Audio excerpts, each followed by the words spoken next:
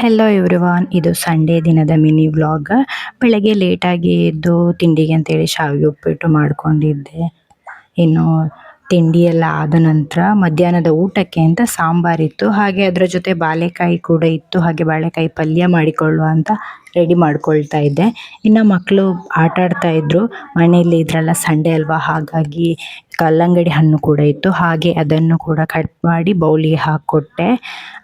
ನಂತರ ನಾನು ಕೂಡ ಕಲ್ಲಂಗಡಿ ಹಣ್ಣು ತಿಂದು ಪಲ್ಯಕ್ಕೆಲ್ಲ ರೆಡಿ ಮಾಡಿದ್ದೆಲ್ಲ ಹಾಗೆ ಪಲ್ಯ ಕೂಡ ಮಾಡಿಕೊಂಡು ಮುಗಿಸಿಕೊಂಡೆ.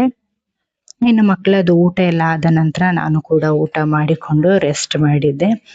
ಇನ್ನು ಈ ವ್ಲಾಗ್ ನಿಮಗೆ ಇಷ್ಟ ಆಗಿದೆ ಅಂತ ಅನ್ಕೊಳ್ತೇನೆ. ಇನ್ನು ನನ್ನ ಚಾನಲ್ನ ಸಬ್ಸ್ಕ್ರೈಬ್ ಮಾಡದೆ ಯಾರಾದರೂ ನೋಡ್ತಾ ಇದ್ರೆ ದಯವಿಟ್ಟು ಒಂದು ಸಬ್ಸ್ಕ್ರೈಬ್ ಮಾಡ್ಕೊಂಡು ನೋಡಿ.